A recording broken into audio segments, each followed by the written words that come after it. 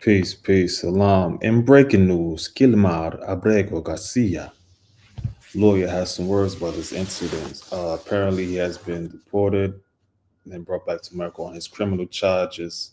They're not saying that they might possibly bring him to Uganda or they don't know where to bring him because his own country has been torturing him. This is crazy work. I don't know what's going on with that. I haven't heard about this case, but we're going to check it out. All right. This right here is from ABC News Live. Kilmar Abrego Garcia's deportation through at least tomorrow and considering extending it even more. Abrego Garcia was mistakenly deported to El Salvador in March and then brought back to face human smuggling charges that were filed after his removal. He's pleaded not guilty and now he's back in ICE custody, and the Trump administration is threatening to deport him again, this time to Uganda. They mistakenly deported him to El Salvador. Oh, it's because he can't go back to his own country.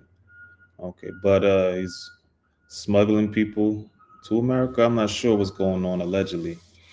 I know he don't want to go to no Uganda. You know, there's a fly in here like it's Uganda. Close these windows. It's hot over here though. I know he won't go to no Africa as much as they hate Africans. I know they're going. Hey, you might be building a whole nation, or bringing people over there. Trump. You might be building a whole state that's against America. I don't know. I'm just saying that's wild, but I know they hate getting dark. That colorism. Homeland Security officials determined to deport him, releasing this video with the caption, "He doesn't belong here. He won't be staying here." Joining me now is Abrego Garcia's immigration attorney, Simon Sandoval Moschenberg. Simon, thank you for being here with us. And first of all, have you spoken with Kilmar Abrego since he was detained by ICE yesterday? And can you walk us through what happened yesterday? It sounds like maybe you expected an arrest, but perhaps not at that time. Yeah, he had been served with a notice requiring him to come to the ICE office in Baltimore at 8 a.m. on Monday. The stated reason was for an interview. That was obviously a lie, because when we got up to the 6th floor, the entire floor was closed off just for him. And they took him into custody within literally about 2 minutes of us getting up to the 6th floor. We weren't surprised, but it was very disappointing.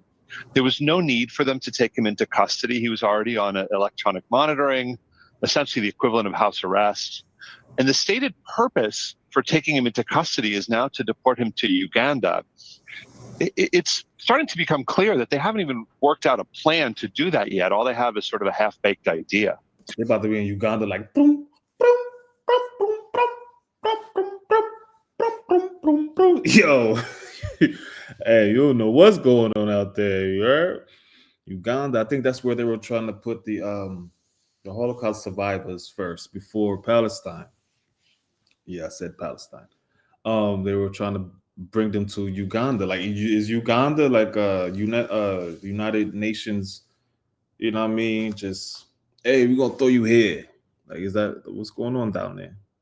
So that's why we had to rush into court to ensure, if they think the poverty in their countries in Latin America is bad, they're gonna see in Africa that no deportation would take place to any country, whether it's Uganda, whether it's London, England. You're definitely not deporting him to London, England, sir. If that country has not provided sufficient assurances that they won't redeport him on to El Salvador, the country where he was already tortured earlier this year. So it sounds like your concern here is perhaps that this first deportation might be a bit of a fresh North Face, got the snapback, living your best life. Over, and that he may end up somewhere else. What is the latest information that you have on where else he could go? Is it Uganda, or are there other countries involved as well? Well, interestingly, just as recently as last week, we received, and the U.S. government received, an offer of refugee status for Mr. Abrego Garcia from Costa Rica, which would have assured that he could live in Costa Rica. Okay, I read Costa Rica is popping down there. You heard? I was going to live out there at one point. That'd be a good look. Free from custody, and most importantly, again, guaranteed that he would not be redeported to El Salvador.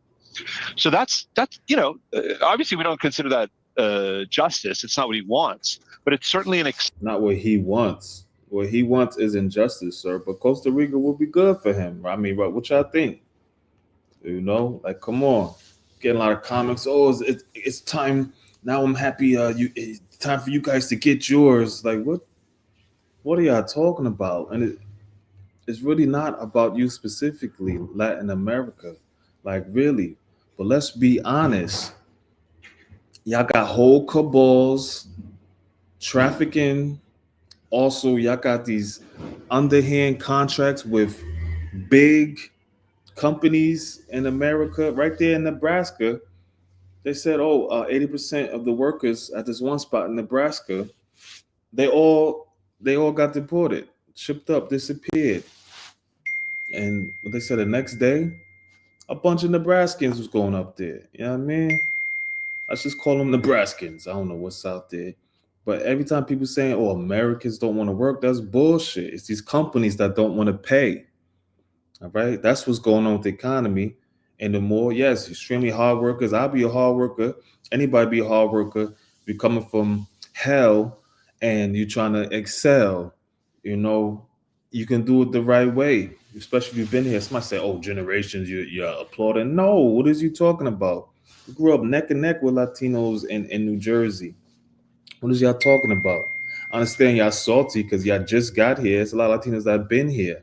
You feel me? And I'm just wondering why they haven't got paperwork. They got all these connections. I personally got my information stolen. Okay? Me. That is a federal offense, sir. Acceptable outcome, right? So if the government's stated goal here is to get him out of the country as quickly as possible, why don't they send him to the country that he would already, we could work that out this week. Instead, they're beginning what's going to be a long knockdown, drag out, protracted fight over whether they can deport him to Uganda. It just goes to show that what they're really doing here with the immigration process is punishing him, right? It's not about trying to get him out of the country quickly. It's about trying to punish him. But the government did offer a plea deal, right, to go to Costa Rica in exchange for a guilty plea on human smuggling charges. Yeah, I can't really talk to the plea negotiations since I don't represent him in his criminal defense matters. But the deportation system generally is a civil system. It's not supposed to be used to kind of twist someone's arm in the criminal justice system, right? It's supposed to essentially, if someone no longer has permission to be in the country. Hey, that's how his country do. Word. Deportation is used to remove them from the country. But the notion that they're going to use which country someone is deported to as... I mean, a lot of them people that's in them jails is gang members, and they literally had a war with the gangs and the officials out there, and that's how they're doing in their country. I'm pretty sure there's a way for you to get paperwork to come to America. I know for a fact there's a way because my daughter's grandfather, who's also a disgusting human being, but he made his way up to America and got his paperwork. He got his paperwork and got married to a Mexican, and they living happily ever after with a legal immigration paperwork. They had a son in America. The first one in America. And no wonder why they're trying to cover my daughter. It's not really no happiness in that house, but there's happiness with them living in a safe environment, okay, that they did legally.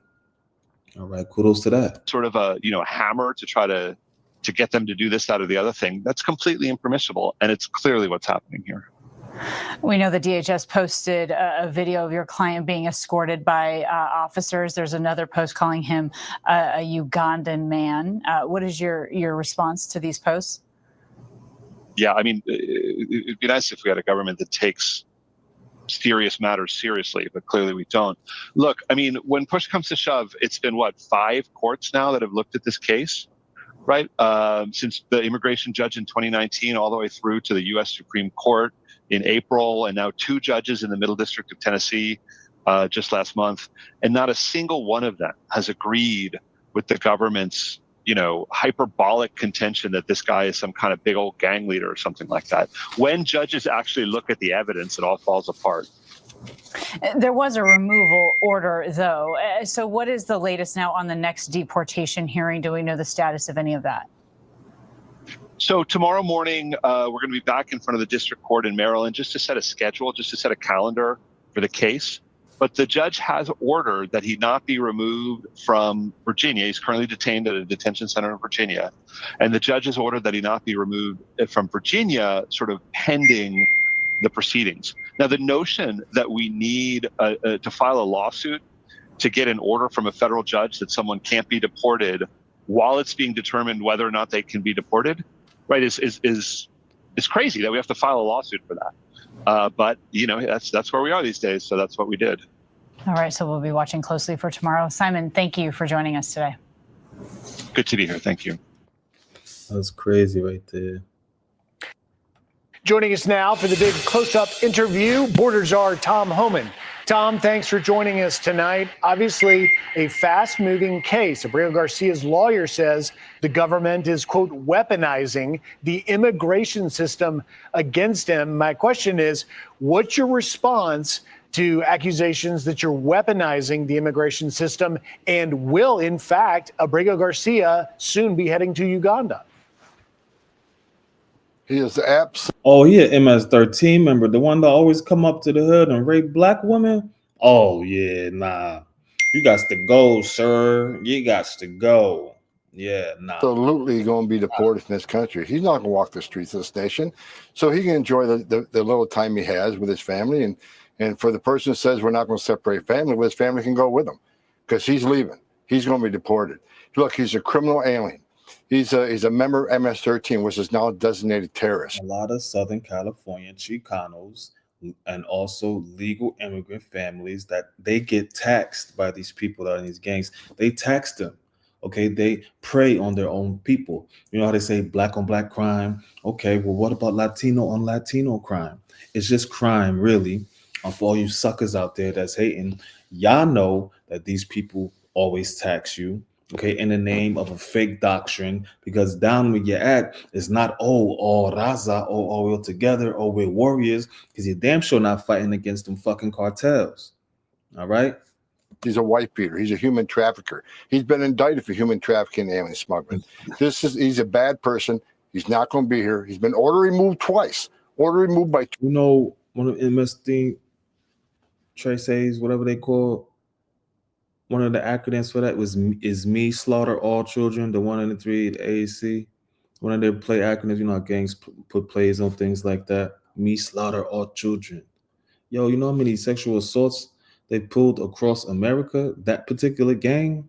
2 different federal judges. He's going to leave this country in the very near future, and his family can go with him. For I can't see who was talking before the sound bites, but whoever said we're taking advantage of broken immigration system, what do they do? What do those people do the last 4 years about this broken immigration system? They let 10.5 million people cross that border. Sex trafficking women and children, all-time high. Overdose deaths of fentanyl, all-time high. Number of terrorists, all-time high. They didn't do anything to fix it. President Trump is keeping his promise to American people to enforce the law, and that's what we're doing. We're making this country safer every day by removing people like Abrego. And I do believe that them gangs in Chicago should get handled. I don't care what kind of person is trying to advocate for that as well. It is a problem. All right, we are not biased here. I personally can't stand gangs. It's a cancer to black culture. All right, yes, our culture, same culture. Y'all be trying to go out here wearing y'all jerseys and getting certain type of tattoos, your jewelry. Okay, the way you talk. All right. Yeah, eat the food, but you won't admit that it's bracken. All right. Anyways, salute to y'all. Salam. This is